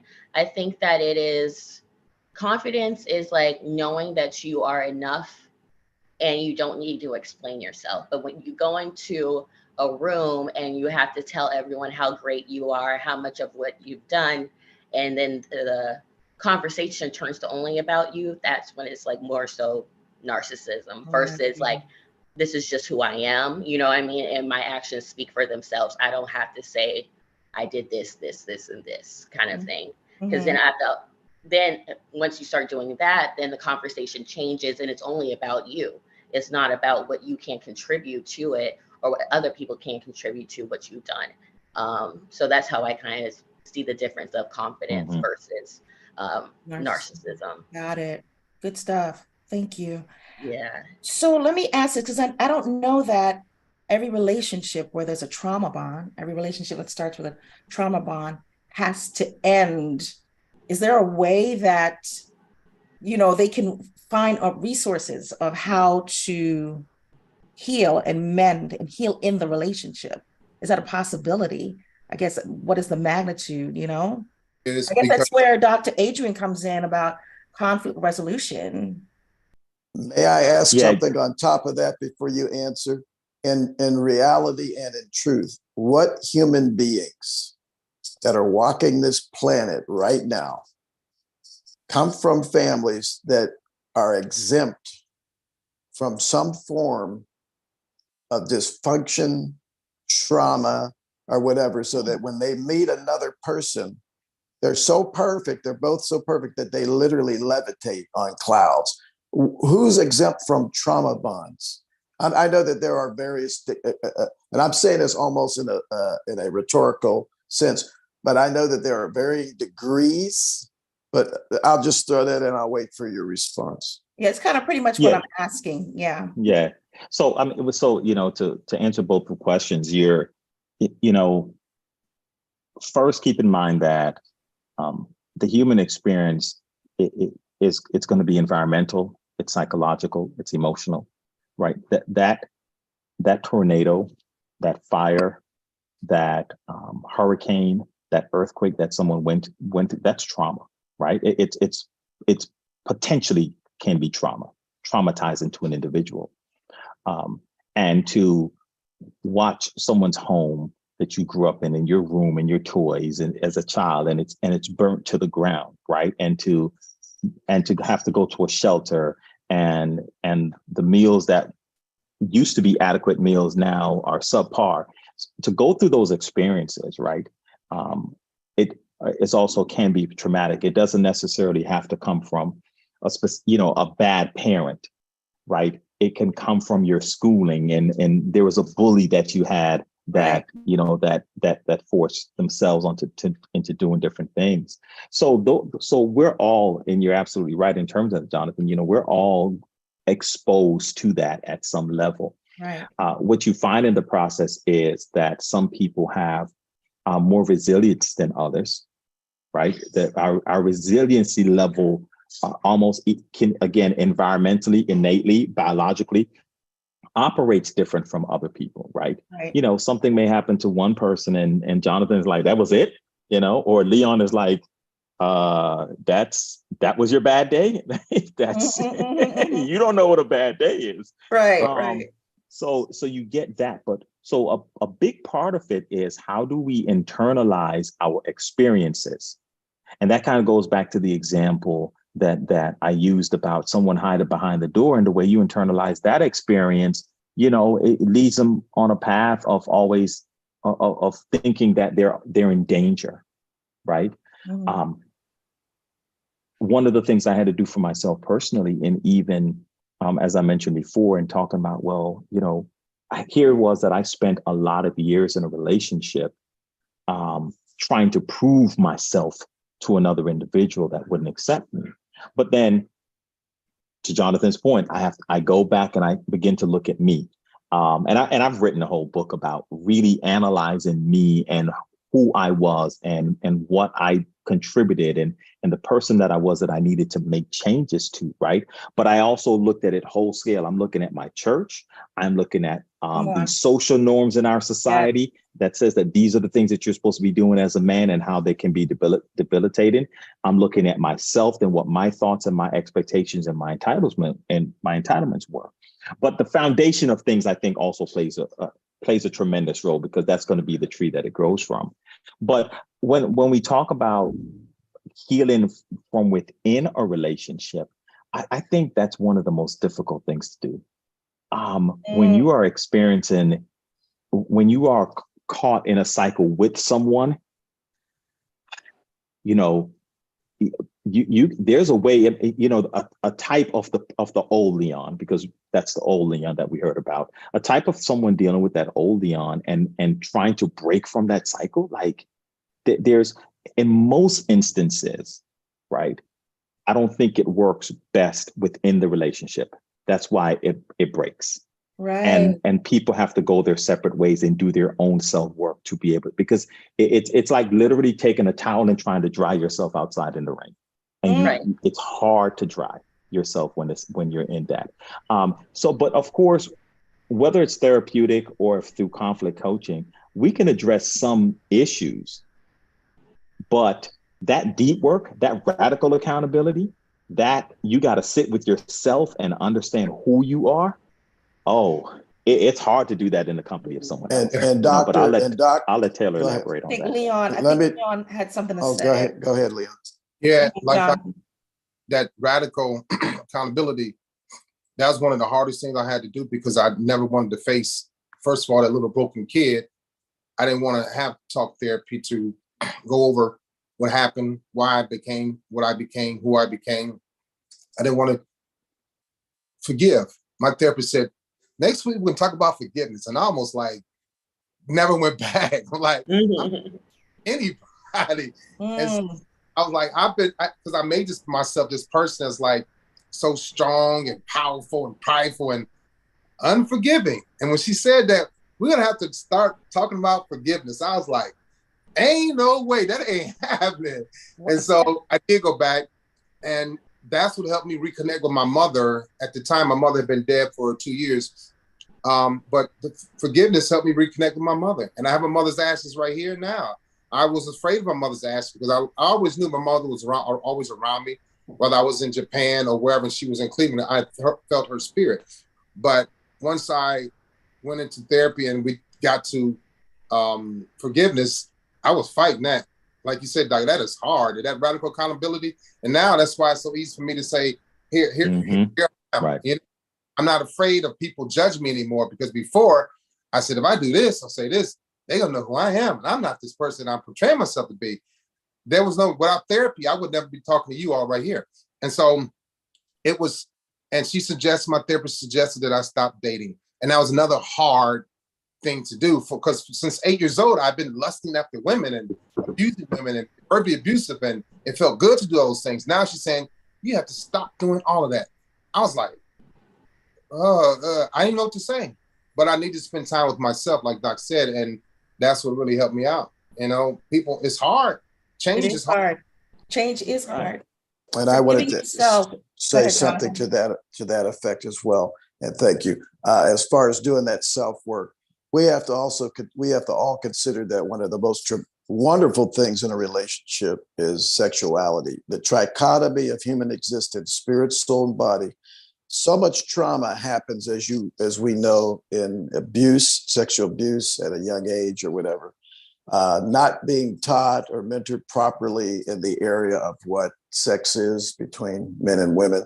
And then when you come together in a relationship, whether it's one night stands or whatever, and things go bad, obviously that compounds the trauma. But to the larger point of what you were saying, doctor, doing that self-work, being away from CHAR, of course, initially there's the arguing and the back and forth of trying to be heard or to be defensive about whatever, improve who's right, who's wrong. Obviously, you get nowhere. But as you get older and as you hopefully get wiser, you can begin to see, as difficult as it was for me to pull away from CHAR and begin to look at Jonathan and once again reconnect with Jonathan. It took a while, but now, of course, as I said earlier, I can take a look at the big picture and say, okay, I understand what went on there. I'm not blaming CHAR, and I'm not even blaming myself. But as you said, you got to do that self-work, and it's tough to do. That's why I can understand why CHAR left, because it was multidimensional. It wasn't just her relationship with me. She's had relationships across the board, plus, some of the relationships in my backyard, family, and so on and so forth. But it's not personal to me what she's going through. Those problems existed when I met her and before I met her, as well as when she met me. So it's hurtful. But Jonathan, let me jump in real quick there. But that goes back. You raise a good question, and as much as we are trying not to make it the Jonathan CHAR show, right? I'll use one of your points to springboard. The question of why does a person leave? Because here's what's interesting. If you don't mind me taking over for just a minute. Go for it. My ex-wife divorced, right? Filed the divorce and everything, right? And ironically enough, I could never do it. No matter what it was, and it was bad. And there are things that I was doing, she was doing. And it got to a point where I realized she has so much control in the process, right? That she had to be the one, she got to decide how long it went for. So now in coming out of it and doing the self-work, again, I had to come out of it to do the work. That's right. Right? In order for me to come to certain revelations. Well, I on this very transparent evening, I was sexually abused when I was 9 years old. Oh, I'm so sorry. And I remember when I was 30 years old, I went to therapy and I addressed that, but I realized that part of what I was faced with for a very, very long time was I was an unempowered individual. And that goes back to that sexual abuse. There it was, I was being bullied by this older kid, being forced to do sexual things to them. And the irony is, not so much irony, but one of the things that did happen is I remember they lied on me about something and I got in trouble. And that felt like such a deep betrayal from that person, right? Like, you lied on me. And so now I'm in trouble. I'm getting punched, hit, bullied. So, and nobody, who do I turn to? Who do I talk to? Who do I tell, right? So I grew up from that age, never really feeling myself and fully empowered to just be. Right. Because I knew that something was wrong. I thought, right? I saw myself as something being wrong with me, as being broken, as just like, I'm an inadequate person. So in this big world, I felt so small, Mm. right? Now, fast forward, and here it is, I'm in this relationship, and now I'm looking for that person to love me, right? Have affection toward me, to be sensitive toward me. But that's not what I'm getting, right? And then, I'm lobbying for it and I'm fighting for it. And again, I'm in a space where I feel so small. And I remember it just felt like a horrible decision. I went to my university for undergrad to do my bachelor's degree. I was the student body president. So Taylor, I felt that I was good enough to rally the troops and lead the student body, right? And I was a great leader amongst my peers, very liked. I got great grades. I built great relationships across the university. Like I was the HB, the head, the HNIC, the head person. Like I was in charge. the N one, right? The head Negro in charge. So I was excelling, right? And I was great. And at one point in my life, I was like, man, if I could press the button and go back to college, I would, because I felt very, here's the word, I felt very empowered. Yes, right? I get it. I felt very empowered in college. I was allowed to be myself. Mm-hmm. I got to be, and I'm a straight up comedian. In my mind, Leon, I'm telling you, I could do stand up, like in my mind at least, right? I think I'm hilarious, right? My son says hilarious. That's when you're funny and hilarious at the same time. So I got to be the jokester. I got to be the nerd, and I got to be the leader, and it was perfectly okay. It was this judge-free zone. Like that college was great. I loved it. And then I turn around and get married, and it's like, man, you're like this big. You're not even priority. You're number 4 on the list, right? A mismatch. Right. So there's total mismatch, right?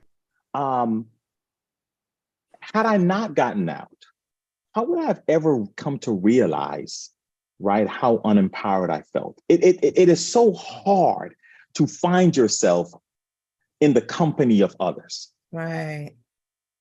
If that makes sense, right? Makes sense. And I felt that while it took a friend of mine who said, listen, you may not like this decision now, but a few years from now, you'll realize that this was the best decision that you could have ever made in your life. It's true. And it was absolutely true.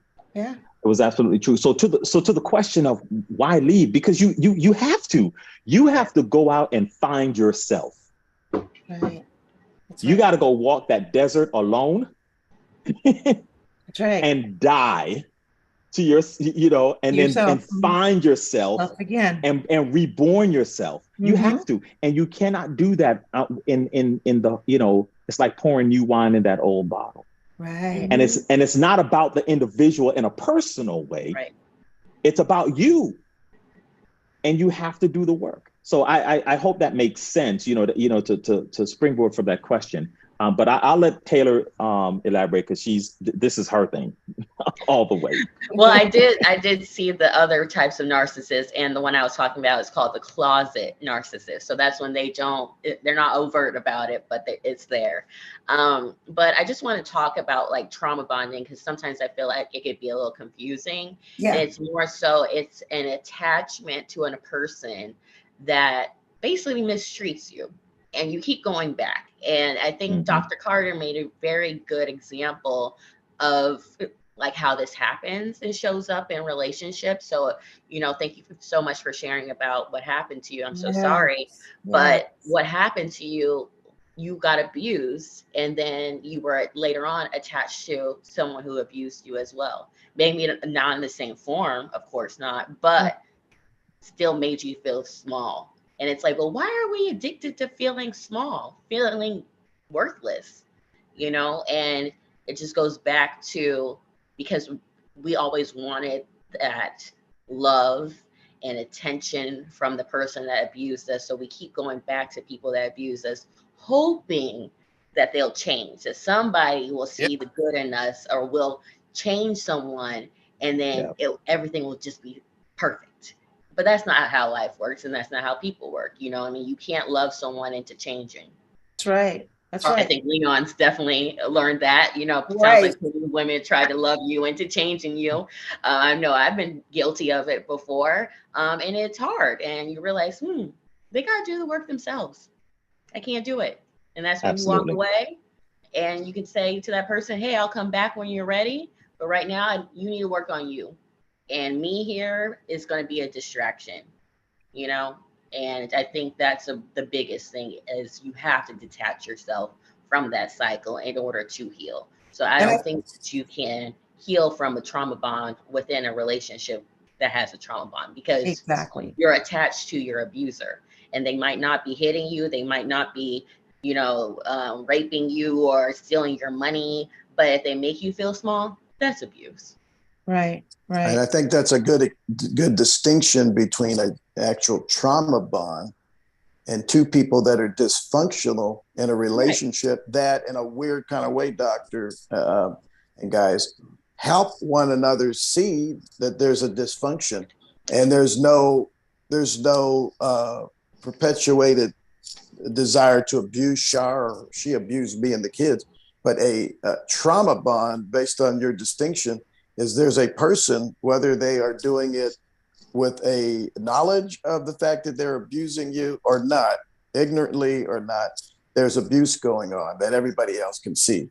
But in my relationship with CHAR or some of these other relationships, I think it's very important to distinguish between, when you're talking about the subject matter of trauma bond, where somebody, I ran into a guy that his dad was beating him and other things and allowing men to do things to him. So that was a premeditated assault on this gentleman with the mindset to bring harm and abuse to this man. And I was giving him a ride around in my transportation company. And he was using meth and other ways to try to get away from that and deal with that PTSD. So anyway, I think that's important, because in getting people to understand how to identify what they're going through and then find a solution for it, we have to first have the proper terminology and understanding of what the subject matter is. Yeah. Because I think are we all single? Anybody here in a relationship or married? We're all single. You are? Okay, so everybody's single.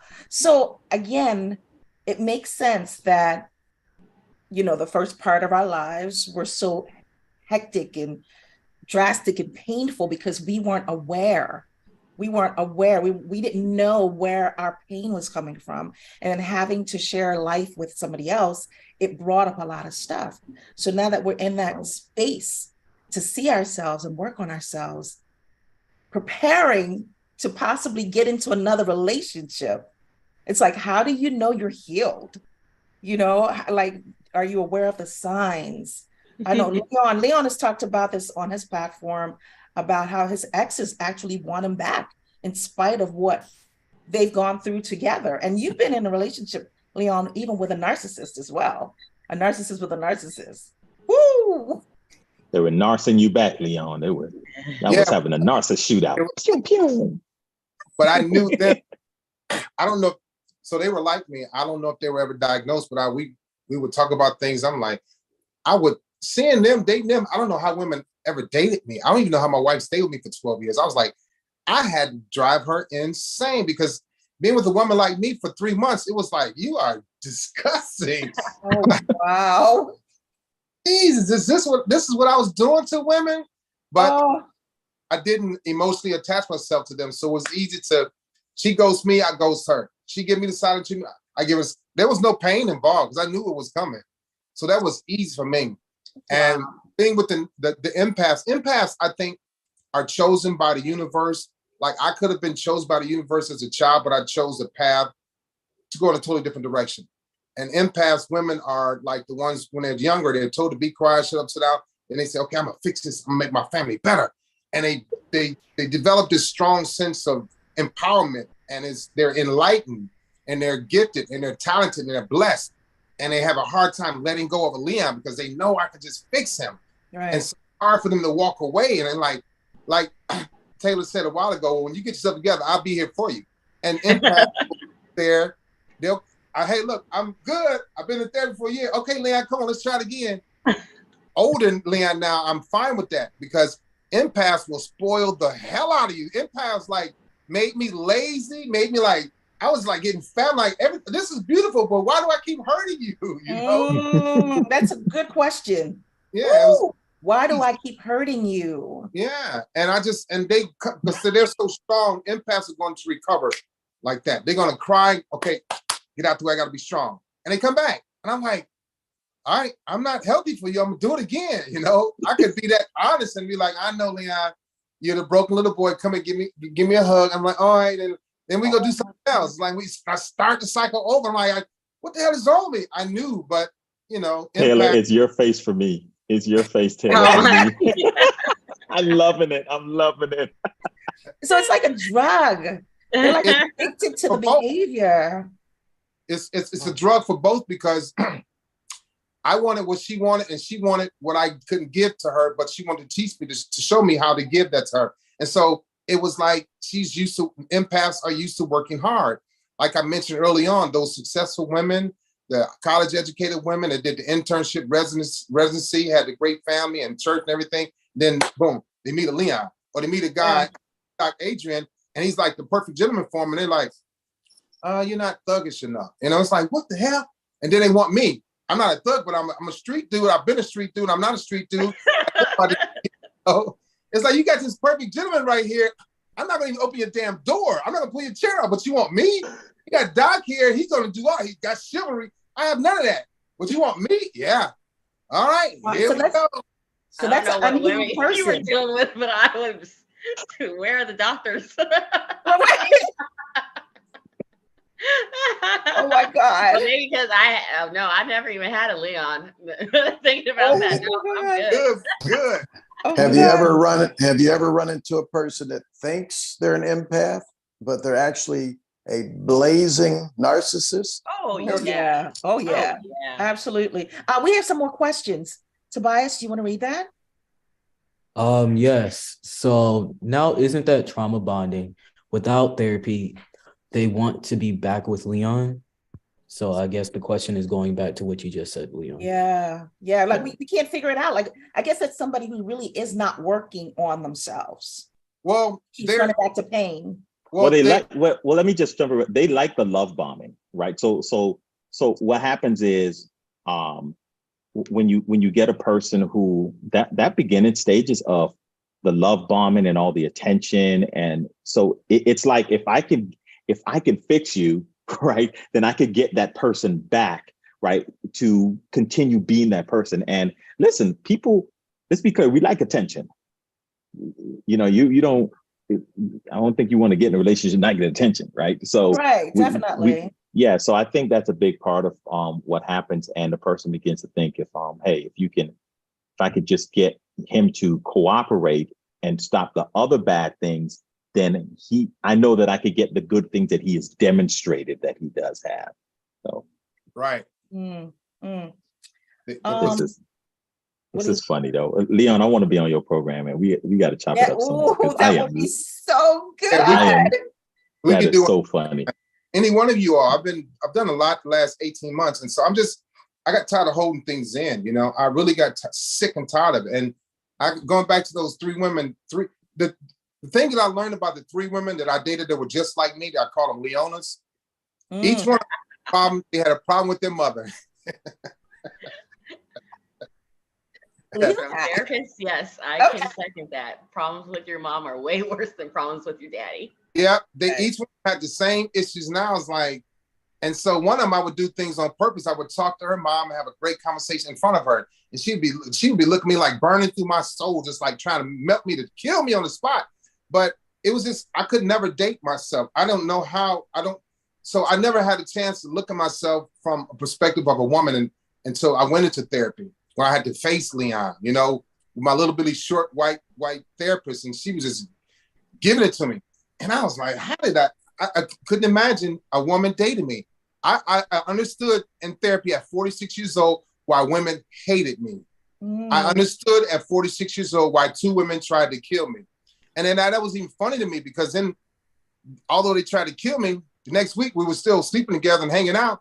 That's how sick I was. Yeah, it's like sleeping with the devil. She's sleeping with me, I'm sleeping with her, with both devils. But yeah, I just, women, I knew why they hated me. I understood. I understood why my wife didn't let me have a voice in the marriage. I understood why my wife was apprehensive about sleeping with me. I understood that in therapy. Before that, I thought it was the greatest thing that ever happened to these women. Like, you can't deny me sex. Are you serious? I'm better than your ex-boyfriend. I'm better than your ex-husband. How you gonna deny me? But they couldn't trust me. They didn't want to trust me. Narcissistic people are very risky, and will always put your life in danger. My ex-wife always said, every time we go to a different city, you go right to the ghetto. And it was a thrill. Everything was a thrill for me. Sneaking, cheating, deceiving, lying. It was funny, because I'm not gonna feel any pain. If you catch me, what are you gonna do? You're gonna leave? And I would say that to girls, what you gonna do, leave me? Well, no. As soon as she said that, I knew then I can do this all day long. So that's when angle comes around. I had 2 or 3 women. It was easy. Wow. Well, okay, so sorry, my therapist brain is just swirling right now. And you said the only diagnosis you had is narcissistic personality disorder? Yeah. Okay. No, because I have a thing that, like, women are more so diagnosed with borderline personality disorder and men are more so diagnosed with narcissism, but there's a lot of overlaps there. So that's why I think, because I get my fair share of borderline, and that sounded a lot. So it's like, a lot of people put borderline with women because of like hysteria and stuff like that. So aside from anxiety and severe PTSD, narcissism personality disorder, it could be something else. But I went through my therapy, and so the military is probably different when they tell you what you have, Taylor, and maybe outside of the military they don't, but the military, and it's like, you don't get, so we get disability for like arthritis, PTSD, sleep apnea, migraines, all of that. There's no disability, there's no payment for NPD, right? There's payment for anxiety and depression and PTSD and all that other stuff. But the NPD is like, you got it, buddy. That's what you're gonna be doing. Hey, we don't cover that. Yeah. That sucks. So we're coming close to the end. Oh my God. When I thought 2 hours we can get a lot in, but this is like a never-ending topic. Yeah. And we're gonna close this shortly, but I hope maybe we do need to revisit this topic again. I don't know, because I know, I'm not one who likes to be by herself. I like to share my life with someone, but healthy, in a healthy way, and figuring out how to do that and gravitating to someone. That's the only reason why I don't date, because I'm dating me. I'm working on me. I'm working on my broken places, So, I guess we could talk about how we're all navigating through avoiding trauma bonds and bonding in healthy ways, let's see.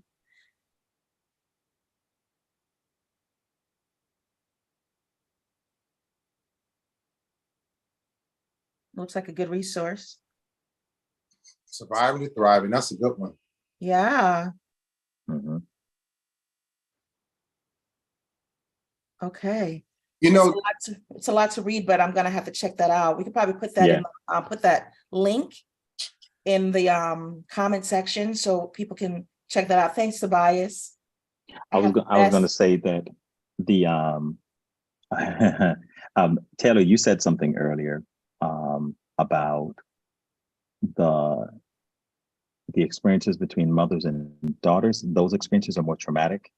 I was going to explain that. Well, not so much just mothers and daughters, even though that is pretty high up there, but mothers versus fathers. And I think kind of goes back to like Freud and all that stuff of like the mother is supposed to be the main caregiver. So once your mother turns against you, that's like the ultimate rejection, because that's the person that is supposed to give birth to you, breastfeed you. Like there's a different kind of connection there, like nature versus nurture. I don't know if you know about the experiment with like the 2 monkeys, how one monkey was like, put in a cage, just giving food and water, and the other monkey was like giving love, attention, hugs, and all that stuff.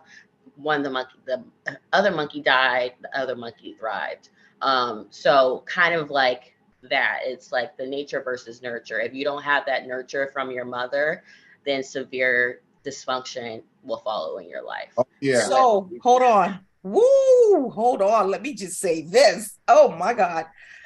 Example of So is there no hope for me? No, there's hope always for hope. everyone, but Yeah, it's there's like, always hope. There's always hope. Because I have to say this. Let me just say this, Taylor, so that you can know where I'm coming from. Because and I feel my heart aches for my mother every day because of the trauma that she had to endure with this man who is my biological father. He hurt her, and he hurt a lot of, pretty much all the women, so can you imagine this baby growing in her womb, and she's reliving that experience every day, which is why I can't be mad at her, which is why I can forgive her for not being able to love me and nurture me and care for me. But I cannot be around her because I'm going to always be a trigger for her.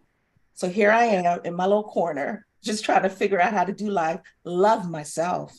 First of all, I'm loved by God. That's the best love you can ever have. But learning to love me, that's the biggest part. Question for Taylor. What is it called when the child becomes a parent? I think that might be what CHAR is dealing with too. Oh, like parentification. Oh, yes. Mm-hmm. Yeah, my daughter just did a big study on that. Mm-hmm. And then also, there's this thing where, I remember, and it's only through therapy where she had me. I was able to think back and soul search. Yeah. But I realized that the women in my family abused each other, and they put the men on a pedestal. So it led me to, and my sister was telling me to read up on the doting mother, and I did that, and it blew my mind.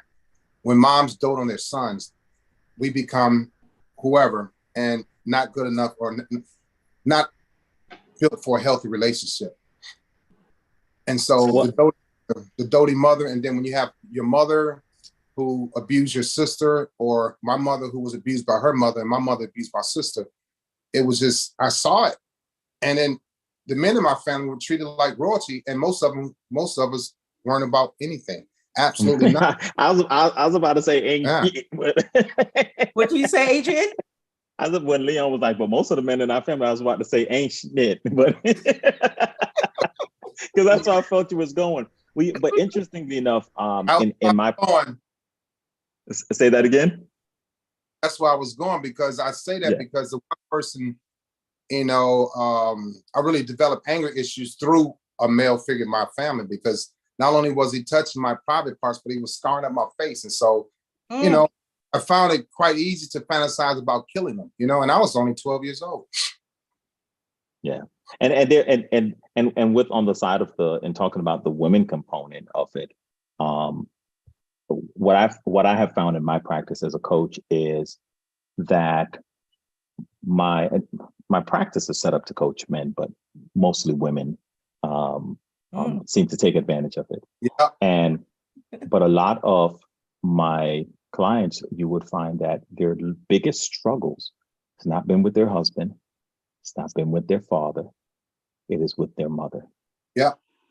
And there is more trauma that comes through the process of dealing with women to women conflict than it is men. And I think that's not the conversation, because we're usually speaking about heterosexual relationships and looking at broken issues between men and women. But when you go under the water and look at the iceberg, what you find is the lack of that connection, or even think about it like you don't hear men typically, right? I'm generalizing here, but it's not men coming home talking about how there's a guy on the job who's trying to take their job and destroy them. But you're going to hear from women how this girl, my coworker, my colleague, this women. I mean, and I've read up on it, how even the competition and the bitterness amongst women in the workplace, right, is 10 times more than what you find amongst men. So that's an interesting component that that I thought was noteworthy to highlight. And just to quickly answer your question, Char, about, how do you move forward into the dating process and whatnot? I think the biggest, make 2 points real quick. The biggest thing that I've come across and have tried to impart it into others is that we just learn to vet differently. We learn to vet better. That's really the big part.